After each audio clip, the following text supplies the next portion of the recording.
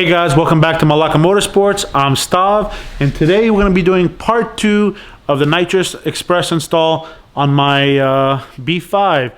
As you guys saw in the first video, we got the purge wired up and, you know, I was going out the bumper, which is cool, but we need to get it into the motor now. So we're going to be wiring the setup in. Now, the setup that we are going to be wiring is a little bit different than what I thought would be common Nitrous setup, is just by putting a push button or a full throttle switch, but we're not going to be using either one of those. We're going to be grounding it out to a pin on the ECU, and the ECU is going to be controlling the nitrous. So, you know, let's get started.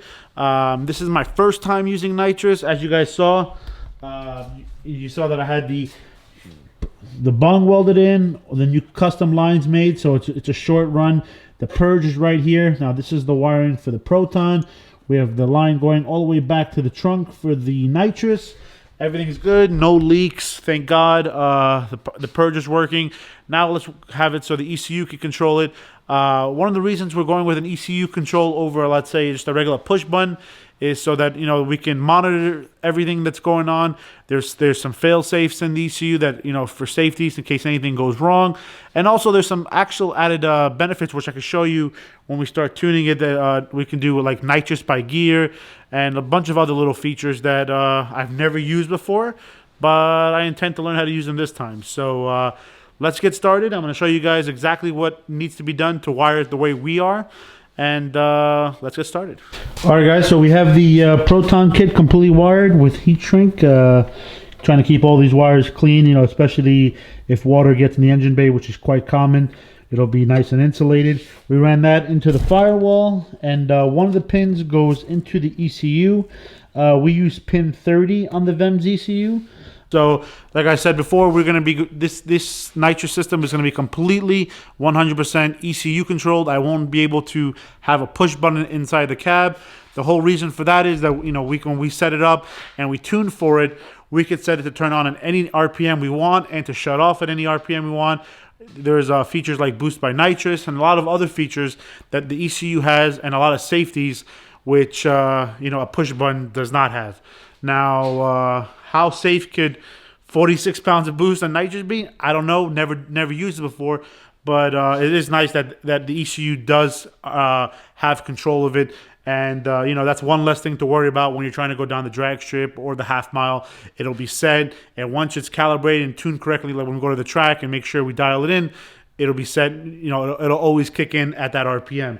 So here, let me show you guys what I have set up here. On the floor, please don't mind the jungle of wires here. Everything will be cleaned up. But I put the relay for the nitrous right here, as you can see. It's very easy to get to. Once the kick panel goes back on, all this will be hidden along with the panel that goes right here. But of course, before it's hidden, we have to clean up a lot of this wiring because it looks like terrible spaghetti. So let's see. All right, guys. Right here, we put all 3 switches. This switch right here is for the arming of the purge. The red button right there is the purge, as you can hear. And the last one is for the nitrous power on and off to arm it, and that only goes on when the key's in the ignition. That one's so that, you know, it's not on all the time, and, you know, the system's not armed, and we don't have an accidental where it goes, you know, into the motor without the car being on. So yeah, let me show you guys. As you see, there's no switch here to like push button, you know, like that, like the purge to enter nitrous, like some, like, you know, gone in 60 seconds, go baby go. We don't have that in the car. Maybe we'll add that in the future, but for right now, the whole goal is to have the ECU control it, and I want to show you guys. I'm about to test it. Hopefully it works. I think finally after 2 hours my wiring is down pat. Wish me luck, guys. All right, so what you do is you go to assign outputs. And as you see, we have N2O control. We now designated it to pin 30 on the ECU. And what's cool is you get to test this without having the car on. So you go into test mode, and then you open the screen a little bit, and let's see. And just to reiterate before you kick that off, Stav, what operating system is this? This is VEMS standalone management. Okay. So if you want to go over there, and I'll show what's it called. We'll test it right now. Well, hit the button, show them what you do, and then I'll show them what's on the car. You're gonna click it on. So it's And that's your test. You're shooting the nitrous now? correct. That's showing that the nitrous, the ECU is controlling nitrous. Nothing inside the car. So no Fast and the Furious button? No Fast and the Furious button. Just All right, just to let everybody know, Stav disconnected the Wiggins clamp on the throttle body to kind of showcase and show the actual nitrous work. And Stav, this is mixing fuel right now too? yeah, correct. But of course, we're running. It's gonna run the fuel rail low because after it fills the rail, it shuts off the pump because the car is not running right now.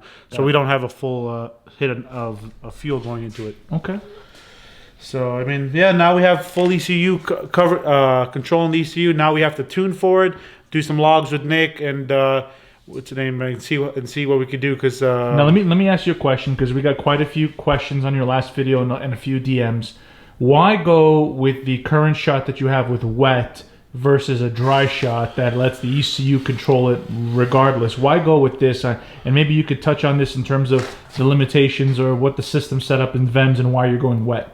So VEMS does not have an option for dry shot. It says it in the user. You need to have a wet shot because it cannot account for the extra fuel. Got it. And that's why you're pre-mixing fuel as you're shooting it. Correct. So and then it's also we're running two different solenoids. You could run dry if you have a Cyvex or Haltech, but my ECU you can only run wet, which is very similar to running a stock ECU because you would have a nitrous shot going in that way, and you'd be outside controlling from the ECU. Okay, so it's you essentially doing the most with what you can and using VEMS to your ability, and that's why you decided to go with a wet shot. Okay. And the reason we have the ECU controlling it because there's a lot of different options and safeties in there. So now you're pretty much set. You're plumbed. You're wired up. So what's left for you to do now? You just got to log with Nick now and get it tuned in? Correct. I mean, the ultimate goal is to get up to a 150 shot. Right now we have the jets in there for a 75 shot, and we're going to see how it goes and adjust accordingly as we step up the needle in the jets. So you've been doing logging now with Nick for quite some time. Correct. And we've been perfecting your setup now, changing things out. You got the new wastegate springs in there. What do you think is going to be the first limitation that you see just from some of the data you guys have been seeing on the logs? Transmission. Because the engine will never have a down. The engine will never run out of boost.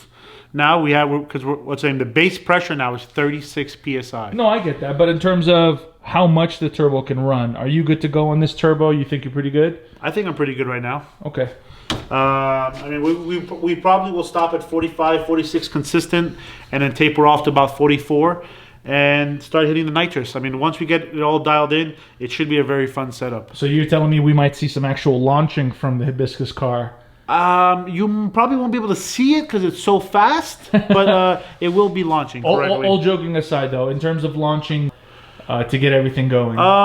We need to get on the dyno and fine-tune the motor stuff because, I mean, get the nitrous dialed in, and then we can start working on launch control. Okay, cool. And then in terms of the driveline, did you want to give an update on what's going on with your driveline? Correct. A lot of people know you're running the DSS axles in the front. You're running the stock trans, stock rear diff now. What's the plan? What's the plan forward? The plan is the B6 rear diff along with custom drive shaft and DSS axles in the rear. So I have the DSS axles. Those have to be sent out to be machined because they were the ones I got were not for this car.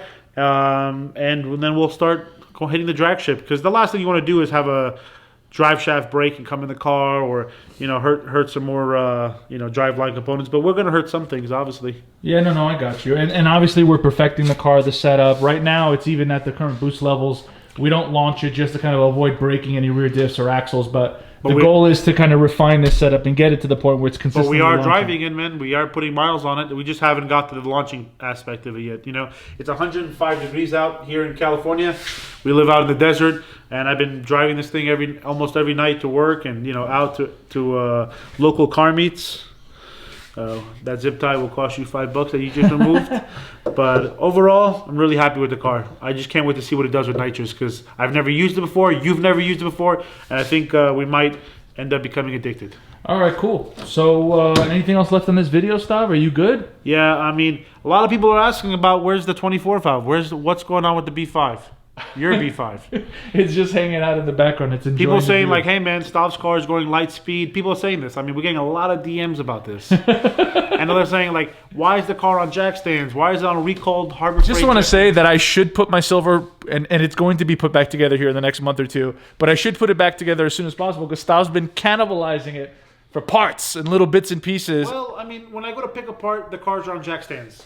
That car's on jack stands, so I get confused sometimes. All right, so we're gonna conclude this video. Stav, anything less to say to the people? Don't buy a 24 valve. Oh, well, this is Malaka Motorsports.